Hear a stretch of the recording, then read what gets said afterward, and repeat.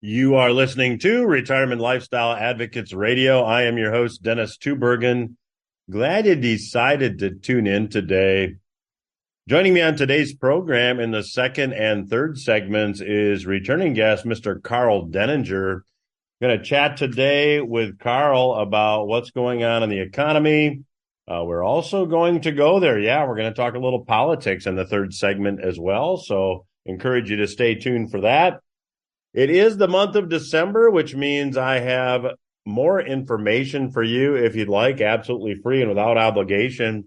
I do have the December newsletter, client-only newsletter titled a You May Not Know Report. And in the report, I talk about predictable economic outcomes, predictable investing outcomes, if you will. I'm going to talk about that in this first segment today as well. But if you'd like to get a copy of the full newsletter and when available, when you request the December newsletter, I'll also get you a copy of the revised revenue sourcing book. This has been completely revised for calendar year 2024. So to get the newsletter and to get the book when it becomes available, it will be the end of December or first part of January. Simply go to requestyourreport.com and let me know where to mail all this information. You'll immediately get the December client newsletter, and when available, you'll get a copy of the revised revenue sourcing book, which was a bestseller when released in 2020. So that launch will be happening again the end of December, first part of January. Just go to requestyourreport.com. Let me know where to mail that information. Now, way back in 2011, I wrote a book called Economic Consequences, and in that book, I suggested that debt levels were too high to ever be repaid. And the outcome of that would be deflation. And I'll talk more about that in this segment. Now, prior to that, I suggested that the Federal Reserve, which, if you're a longtime listener to the program, you know that is the central bank of the United States. It is a private bank. And I predicted that the Fed would engage in currency creation to attempt to stave off deflation. Now, that's exactly what they've done. Now, whether you call it currency creation or use the more academic term that the Fed uses, quantitative easing, it all means the same thing. Ultimately, I suggested back in 2011 that the end result, the end outcome for the economy and the end outcome for investing markets would be inflation followed by deflation. And certainly over the past few years, we have seen deflation. But if you go all the way back to 1971, that's when this whole process started. In 1971, then President Richard Nixon eliminated the link between the U.S. dollar and gold. From 1944 to 1971, the U.S. dollar was backed by gold. Any foreign entity or foreign investor holding U.S. dollars could exchange them for gold at a rate of $35 an ounce. In 1971, in August to be precise, President Nixon eliminated that link between the dollar and gold, and from that point on, U.S. dollars have been loaned into existence, with the Federal Reserve increasing interest rates whenever the central bank wanted to get inflation under control, and reducing interest rates when they wanted to create more inflation and create this, what I'll call, prosperity illusion. Now, as I talked about in 2011, and as I talked about again in the New Retirement Rules book and then in the Revenue Sourcing book, that interest rate manipulation, to use that term, and this is attempted to achieve a desired economic outcome, this interest rate manipulation only works while there is capacity in the financial system for debt accumulation. Now, there's a lot there, so let me explain what I mean by that. Starting in 1971, U.S. dollars were loaned into existence. There was something called a reserving rule put in place. So those reserving rules are still in place today. If you go put money in your bank, let's say you put $100,000 in your bank, that banker has to reserve at least 10% or $10,000 and can loan out the other $90,000. And as money is loaned from bank to bank, more currency is created. So when the Federal Reserve wants to, from 1971 on, when they want to create inflation or a period of economic prosperity, and I'll again use the term prosperity illusion, they would simply reduce interest rates, because the lower the interest rate, the more interest there is in consumers and businesses borrowing money. And when consumers and businesses borrow money, more money is created. Now that works until the system reaches its capacity for debt. At that point, this manipulation or adjustment, whatever term you want to use, but this changing of interest rates quits working. Now that's where we were in 2008 at the time of the financial crisis. We had Ben Bernanke, who was chair of the Federal Reserve in 2008, who reduced interest rates to zero. Nothing happened. It was the first time since 1971 that reducing interest rates didn't result in a jump start to the economy. It was the first time that consumers weren't running out and borrowing money to create even more money. It was at that point that the Fed began a temporary, their words, not mine, emergency program of quantitative easing, or currency creation from thin air, to be accurate, to attempt to boost the economy. Now, we've all lived through that, and it seemed to work for a while. Real estate prices soared, stocks rallied. And while all this currency creation was taking place, debt in both the private sector and on the balance sheet of the U.S. government continued to build. Relatively speaking, the growth in debt levels was slow at first, but then grew exponentially. Debt levels grew at about the same pace as currency was created. Well, there was this prosperity illusion that existed for a while, as you all know, but that gave way to inflation. And despite some of the victory laps being taken by some of the politicians, we all know, if we've been to the grocery store, inflation is still not subdued, and deflationary signs are now beginning to come into view. Now, this is totally predictable. When you study history, currency creation occurs whenever debt levels are too big to manage with more honest means, like raising taxes or cutting spending, or perhaps the political will does not exist to cut spending. And once currency creation starts, debt levels build and you get inflation initially, but then you get a deflationary period of time, not unlike the 1930s. Now, as we sit here at the first part of December 2023, we are now seeing deflationary signs that are beginning to come into view. Now, this is totally predictable because of the facts that we've discussed in this segment. One, currency is debt. Two, when debt goes unpaid, the currency supply contracts. And three, when debt levels are too high to ever be paid, deflation becomes inevitable. Now, as I have previously noted here on the program, at the time of the financial crisis, total debt levels worldwide stood at $100 trillion. Now, that's a huge number. That's really difficult to get your head around, but $100 trillion is the economic output of the United States over 4 years, and the United States has by far the largest economy in the world.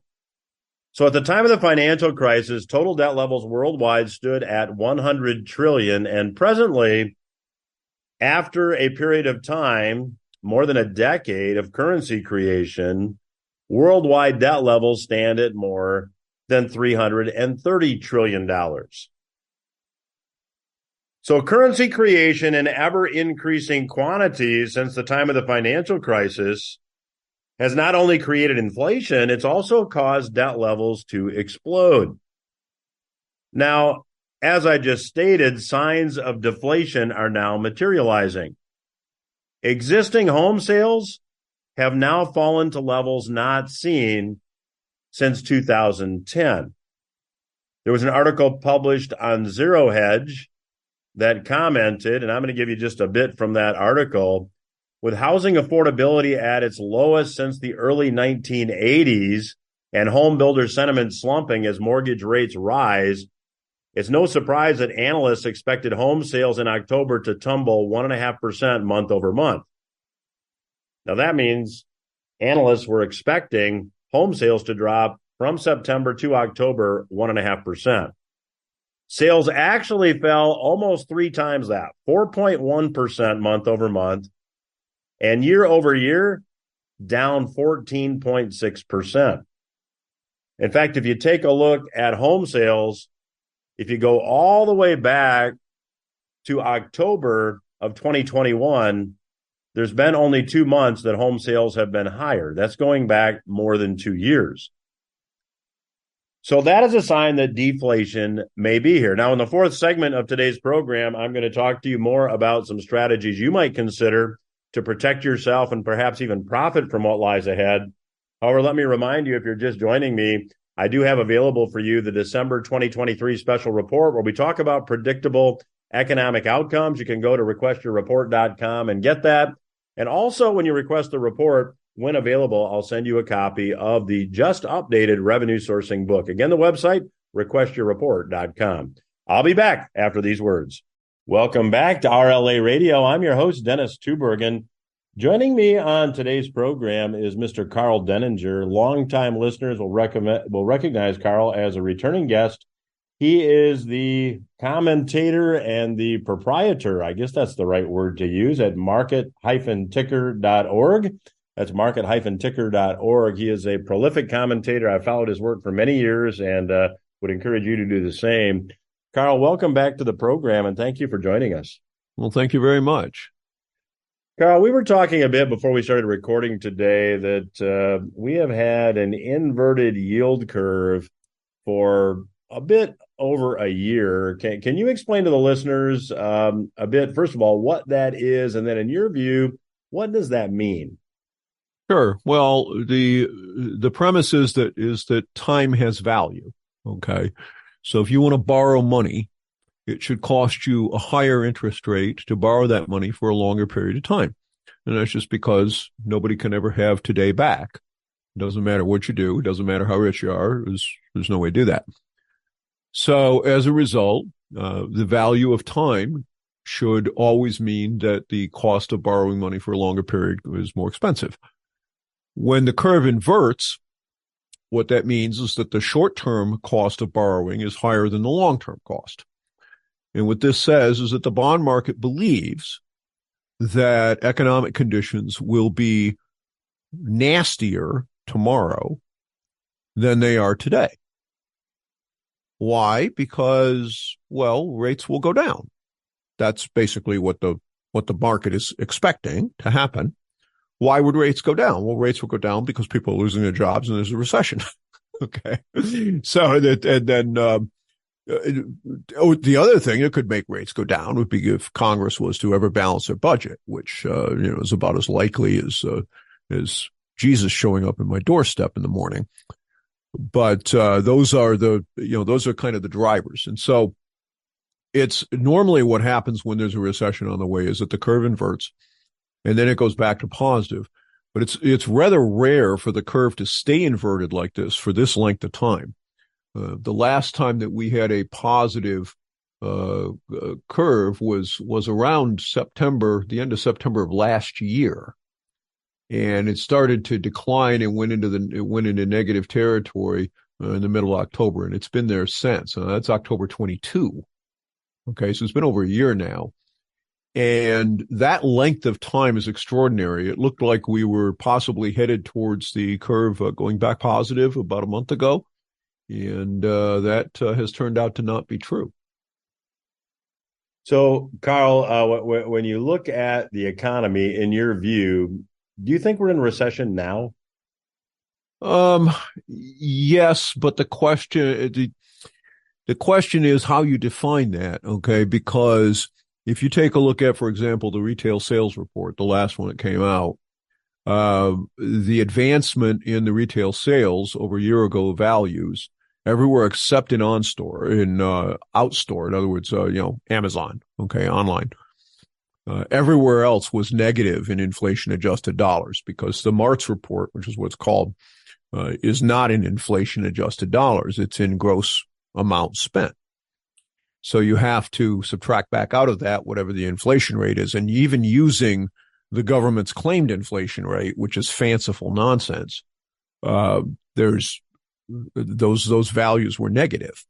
The one exception was again in the online marketplaces, which have been growing in terms of dollar value for a very long time. So I mean, if that was to ever go negative in inflation adjusted terms, I think we'd be in a depression, not a recession at this point. But that's that's what that data says.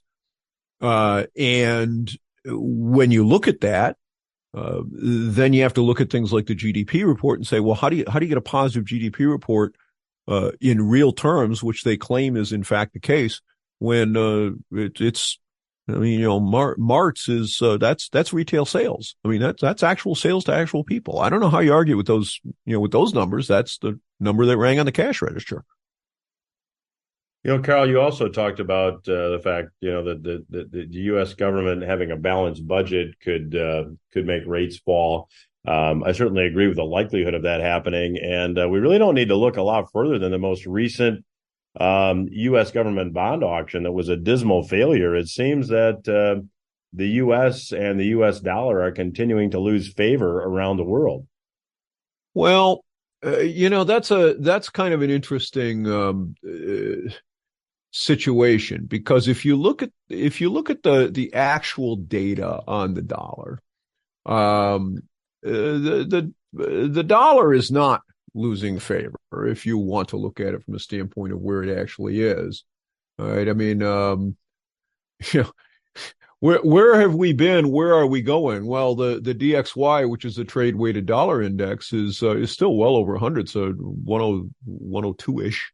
And it's been trading in that general area for the last quite some time. It did get up as far as 115, close to 115, back in 2022. But it by no stretch of the imagination is collapsing. And to put kind of some context on this, back at the time of the great financial crisis and the crash, it traded down around 70. Okay, now that's a huge difference. Right? We're nowhere near there. But what is happening is that the ability to hide inflation, which our government takes great advantage of through the advancement of trade. In other words, if you start with $1 trillion worth of trade in a year and you go to $1.5 trillion, during the time that those goods and services are in transit, somebody has to be holding money, because the guy who made the thing wants to get paid and the guy who is buying the thing has to pay. And that cash has to be sequestered somewhere. Well, that has all been done in dollars. And as that expands, that gives you a temporary $500 billion worth of deficit spending that doesn't result in inflation. The Congress has gotten drunk on this. And so has the American consumer. The idea that you should be able to get a 3% mortgage is absolutely ludicrous. In a zero inflation environment, yes, perhaps, but in a 2% inflation environment, which is what the Fed says is their preferred, your 30-year mortgage rate should be about 6%. I'm chatting today with Mr. Karl Denninger. He is a prolific commentator. You can read his work at market-ticker.org. I would encourage you to do that. And Karl, when you take a look at some of the other economic data, I think housing sales are now equal to 2010. They have fallen off, not a surprise with higher interest rates. The used car index, the Manheim used car index, down. There's a lot of signs that we may be seeing the beginning of this debt starting to unwind, this deflation. Do you agree with that assessment? Yeah, there's an awful lot of happy face stuff going on, particularly in real estate, but the market is essentially locked right now because so many people took out 2%, 2.5% mortgages. during the pandemic. And if you could refinance into that, in a lot of cases, people did. And then you had a large number of people that thought that remote work was never going to go away, and they moved to cheaper places to try to arbitrage, a job in California, for example, where they were getting paid substantially more money because the cost of living is higher. So all right, let's move to Arkansas. And, we're going to be working on Zoom for the rest of our natural lives. Well, that hasn't worked out so well. And so they're stuck, but there's a problem with that. And that is that as people get into a situation where they can't access any more credit, but they've built up this idea that they should be able to spend more than they make, and the inflationary consequences start to catch up with them, they get forced into refinancing at terms that they don't want. And that is going to start to force sales. I don't see a lot of evidence of it yet, but it's coming. And then you have the Airbnb craze in a lot of places, including where I live. And now I'm seeing an awful lot of listings of stuff that was started during the pandemic years. They are now being completed, and these developers seem to think that they're going to be, getting them at the sort of fill rates and pricing that was going on when Tennessee was wide open for business and all the states around us were locked down, and therefore, we had 3 times the demand of everybody else. Well, that's not true anymore. And so the booking rates and the pricing has collapsed. That's going to lead to some problems for those people that that overpaid for these things in the first place. Well, Karl, when you look at, you mentioned credit too. I mean, there's some signs that we're nearing the end of the road there, at least in my view. I mean, credit card debt is at all-time highs. Delinquencies are now rising. The consumer out there has gone through all of the savings for the most part that they accumulated during the pandemic when all the easy money was floating around. I think I read that personal savings has gone from like 2 trillion to 190 billion. Isn't this day of reckoning, isn't it really imminent at this point? Oh yeah, I think it is. I mean, we've got the credit card debt issue is very real, and what I'm seeing in a lot of places is, and it's spotty. It's not everywhere yet, but I'm seeing a lot of slowdown in that area. We had the Black Friday flyers that came around, and Bass Pro, that ate Cabela's, tried to get in front of everybody by starting their sales on Monday morning at 7:00 instead of on Friday. Well, I went over there on Monday morning at 7:00, and there were 3 of us in the store. Wow.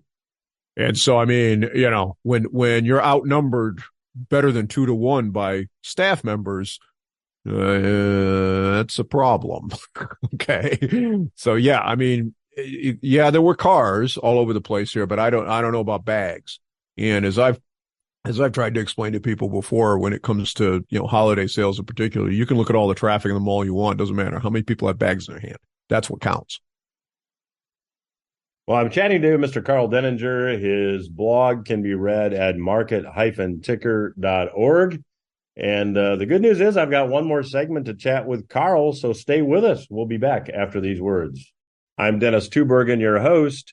You are listening to RLA Radio, and I have the pleasure of chatting once again today with Mr. Karl Denninger. You can read Karl's work at market-ticker.org. I'd encourage you to do that. The website again, market-ticker.org. Karl, another statistic just to kind of pick up where we left off in the last segment that really makes me wonder what the Fed's policy will be moving ahead is that I believe the U.S. government has more than $7 trillion in debt that's got to be refinanced over the next year. And a lot of that debt now is being carried at very, very low interest rates, say less than 1%. And when you take a look at the rate now at which that'll be refinanced, it's 5+%. So what impact do you think that has on first U.S. government finances and then secondly, the overall economy? Well, it's a very serious issue for the federal government because, there are people saying that the government will not be able to fund its spending. That's not true. The bonds will sell. The question is at what price. And back for those of us that are old enough to remember it, when Clinton was president, he originally wanted to do what ultimately ended up being Obamacare. essentially. It was Hillary's proposal. And he also wanted to spend a great deal of money in deficit. And the bond market started to have somewhat of a hissy fit about this. And he got rather impolitely told that, well, you can pass whatever you want. However, if interest rates skyrocket, there's going to be a serious problem. And the primary dealers, which are the large banks, that, they do have an agreement that they will buy the debt, but that agreement does not specify at what price. And so that's the problem that you run into here with this, is that as this occurs, the government is going to eventually, and I think Powell will eventually have to go to Congress and have to go to Biden's administration and tell them, look, you were warned about this by Ben Bernanke during the great financial crisis, that, that they were doing QE and they were doing these things, but it had a use by date, and that you could get away with this for a while. And Bernanke actually put about a 10-year time window on this and said, this is about how far we can go with it before it comes apart in your face. And we're kind of there. So you folks are sort of out of rope on this, and you need to cut it out. And if you don't, we cannot shield you from what the market is going to do to borrowing costs. And that's going to hit everything in the economy, because it's not just limited to government debt. Everything else gets priced off of that. I mean, why would you loan a business or a person money at 5% if you can get it at 6 or 7 and it's 100% safe, but for, a revolution? And then, of course, nobody cares anything about money at all, right? So why would you make a private loan if you could give it to the U.S. Treasury at 7? Well, you would not do it for less than 7. You'd demand more than that. And so when that sort of thing backs up, it all filters through everything else. It goes into car prices, car loans, mortgages, credit cards, everything, and in all areas of the economy, because how many businesses have an operating line of credit? They have a revolver, and that's what they're running on most of their time as well. And Karl, I think the other thing that is really going to be a headwind moving ahead is banks are starting to really pull back, and credit is tightening. Doesn't this all have to hit the fan, to use that term, next year sometime? Yeah, I think it does. And in the 1990s and the late 80s and the early 90s, there were a couple of these little shocks, if you will, that were nowhere near as bad as the kind of thing that I think is likely to come here.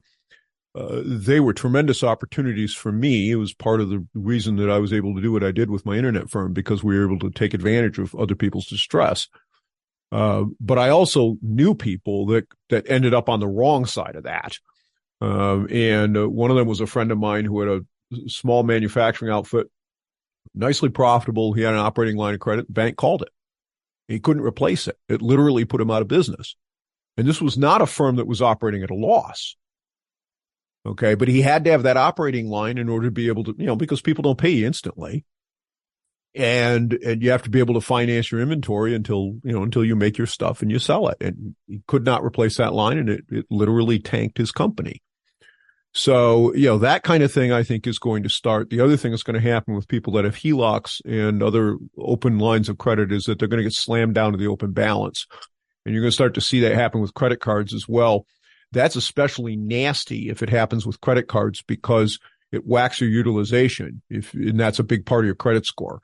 So if you go from, using 10% of your credit to all of a sudden using 60 because the bank turns your line down to whatever your open balance is, that could easily take 50 points off your score in a day. So, Karl, when we look at this with rising interest rates, obviously, there are a lot of IRA owners, a lot of 401k investors that invest in the traditional 60-40 portfolio, 60% stocks, 40% bonds. If you're in bond funds in a climate of rising interest rates, as we already know, that is a surefire way to lose money. And certainly stocks here have not made it back to the highs they saw at the end of 2021. So what's your forecast, given everything we've talked about here, for that traditional 60-40 investment portfolio? Well, remember, if you're in bonds and you're actually buying treasuries, you don't lose principal. Where you lose money is in bond funds because of the redemptions. So the person that has a 2-year bond that they bought a couple of years ago and is going to mature, they could buy one today. It would pay a much higher rate of interest, but they're not out any capital. They're forced to sit on it. Where you end up taking a capital loss is if you have to sell the position early. And if you're in a fund, that happens because people get out of there. And as they do. Exactly. Yeah. So, I mean, that's what I was talking about. Most people in an IRA and 401k, invest in funds. Right. And if you're in a bond fund, yeah, that's real serious. But a lot of that damage has already happened, right? I mean, you take a look at the domestic bond funds that are out there and good Lord, some of those have lost 30-40% of the value over the last year. So that damage has already been taken. And then the other thing that you're likely to see, though, is I think you're going to see as the tightening of credit gets into corporates, you're going to see PEs come in massively. And as a result, that means prices are going to go down, and probably a lot. So I would not be at all surprised if sometime in the next year or so we see a 30 or even larger percent drawdown in all the indices. So, Karl, what would somebody do now if they've got money in an IRA or a 401k, in your view? What asset class do you like, if any? Well, right now, I mean, you're getting paid 5% plus, 5.5%, just being in short-term treasuries. What's the problem with that? I mean, is it as good as inflation? No, but it beats losing a third of your money. For sure. So let's talk a little on the time we have left. Let's talk a little politics. Dangerous subject, obviously, but looking ahead to 2024 being an election year, at this point, how do you see things playing out on a national level? Well, I don't know. It's very difficult because we have perhaps the two most unlikable obvious front runners. Biden, of course, is obviously the presumptive Democratic nominee. There's a lot of murmuring going on that the Democratic Party is going to try to find a way between the convention and the general election to force him out, which would allow them to name a replacement. You're not entitled to another vote at a primary level. The party internal machinery would be the one to make that decision, which would be really interesting if that was to happen. Obviously, if it happens before the convention, then the dynamics are different. The other problem you have is that you've got a couple of people that are making serious noises about a real no BS third party attempt, and Manchin's one of them, and the other one is RFK. All right. Now, neither of them is likely to have any reasonable possibility of winning. However, they skew the outcome dramatically, much like what happened with Perot. And both of those people are quite capable of drawing a significant percentage of the vote. This is not like a libertarian candidate that's going to pull 1%. It's not going to work that way. It's going to be something significant. And then on the Republican side, the obvious expectation is that Trump is going to be the nominee. However, Trump has something like 90 pending federal felony charges against him. Who knows how that plays out? Okay. So, I mean, there's a lot of balls in the air right now. It would be easy to try to handicap this if you are reasonably sure it's going to be Trump versus Biden. I think Biden loses.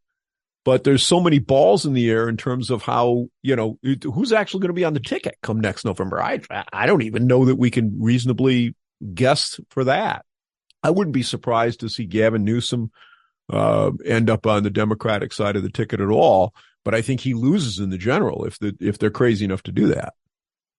Well, and particularly if we see a lot of these, economic inevitabilities that we've been discussing on today's program play out, if that happens to play out rather before the November election, that certainly is going to skew or sway a lot of people's opinions as well.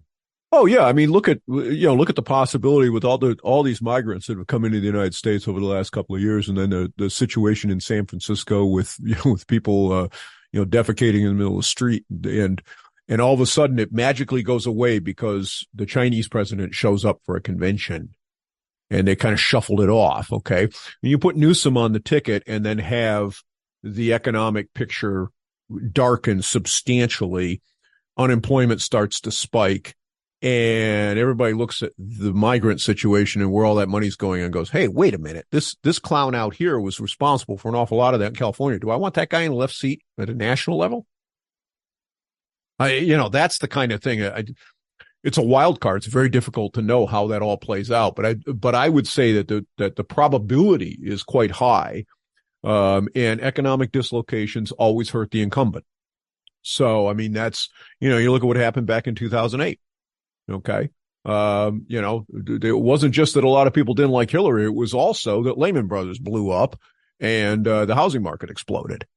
Yeah. Well, the clock says, Carl, we're going to have to leave it there. My guest today has been Mr. Karl Denninger. His website is market-ticker.org. The website, again, market-ticker.org. I'd encourage you to check it out. Carl, always get terrific feedback when you're on the program. Appreciate you joining us today, and love to have you back after the first of the year for an update. Sounds good to me. We will return after these words. Welcome back to RLA Radio. I'm your host, Dennis Tubbergen, and thanks again to Mr. Karl Denninger for joining us on today's program. In the first segment of today's program, I talked about the fact that back in 2011, in my book, Economic Consequences, I wrote about the fact that we were headed for an environment that would have inflation, and then that inflation would be followed by deflation. That seems to be where we are headed here at the first part of December 2023.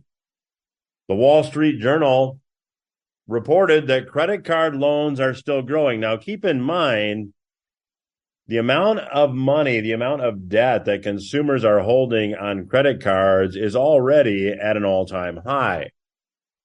However, the Wall Street Journal reported that credit card loans rose 1.6% in October over September.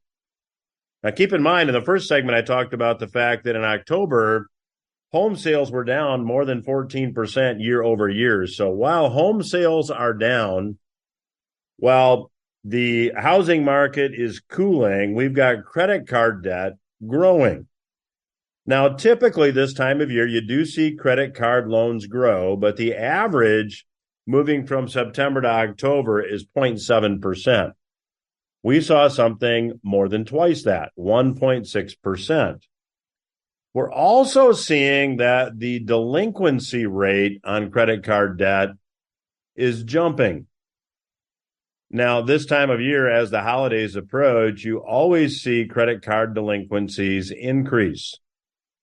Goldman suggests that typically you see a 0.06%, very negligible number, increase in delinquencies. We are now up 1.6%. Charge-offs, debt that banks say we're never going to collect it, jumped to 0.77% compared with a more normal 0.18%. Now, what does all this mean? Well, you'd have to conclude that Americans are starting to feel the pinch. The Federal Reserve Bank of Boston recently released a report that confirms this. The Federal Reserve Bank of Boston reported that households with incomes of less than $50,000 were utilizing 80 to 90% of their available credit. So where does that put these consumers if they have an emergency? They've already got their credit card almost maxed out. Now, we haven't seen numbers that large since February of 2020 when COVID hit. Schiff Gold reported that Americans are increasingly digging into their retirement accounts to pay their bills. This from an article from Schiff Gold. Quote, mainstream financial pundits, politicians, and Fed officials keep telling us the economy is strong because Americans keep spending money. They just assume this is a sign of economic strength without ever asking how they're paying for all this robust spending. The fact is, Americans have blown through their savings, they're maxing out their credit cards, and now they're digging into their retirement savings to maintain this involuntary spending spree caused by price inflation. As prices skyrocketed last year, Americans blew through their savings to make ends meet. Aggregate savings peaked at $2.1 trillion in August of 2021. As of June 2023, 22 months later, the San Francisco Federal Reserve estimated the aggregate savings had dropped to $190 billion. That means in 22 months, Americans blew through $2 trillion in savings. That is not a trivial point. Once they did that, based upon what we're seeing as far as credit card numbers, they then turned to their credit cards. Credit card balances increased by 4.7% to a record $1.08 trillion in the third quarter of this year. Year over year, credit card debt spiked by $154 billion. That was the biggest annual increase since 1999. Now, Bloomberg reported that Americans are increasingly tapping into their retirement savings to cover housing and medical bills. Why? Well, they've gone through their savings. Many households have maxed out their credit cards, and now they're going to the only place they have left. Fidelity Investments released some data that 2.3% of American workers took a hardship withdrawal from their retirement accounts last quarter. That's last quarter. According to Fidelity, the top two reasons given for the uptick were to, one, avoid foreclosure or eviction. I don't have the money to make the mortgage payment or pay the rent. And two, for medical expenses. 2.8% of 401k participants took a loan against their account in the third quarter. And currently, about 1 in 6 American workers with a 401k has an outstanding loan on their 401k. Now, keep in mind that we're still seeing the stock market, which is for many 401k investors, the primary place they have their money invested. We're still seeing stocks hold up pretty well. There's still money there to use as collateral for a loan. But if you look at the Buffett indicator, the indicator that Warren Buffett now famously said was his favorite to determine if stocks are overvalued or undervalued, this indicator takes the total value of stocks, that's known as market capitalization, and it divides by economic output or gross domestic product. Now, at the time of the tech stock bubble unwinding back in 2000, market capitalization or the total value of stocks was 160% of the economy. Today, it's back to 181%, down from 208% in December of 2021. So stock valuations are very high. In my view, that means there's a lot more downside risk in the market than there is upside return potential. So when you put all this together, it tells you that if you use the same planning strategies that have been used for a very long time, there is a very high probability that it won't work for you. That's why I'd like to invite you to get some more information. I'll get you the December 2023 client newsletter where we talk about these predictable economic cycles. You can get that newsletter by going to requestyourreport.com. I'll send it to you at no cost or obligation. And when you do that during the month of December, I'll also get you a copy of the newly revised revenue sourcing book for 2024. It's been completely revised for 2024. I'll get it to you just as soon as it's released. Again, just go to requestyourreport.com, and I'll be glad to get you all that information. That's all the time I have for this week. I'll be back again next week. Have a great week.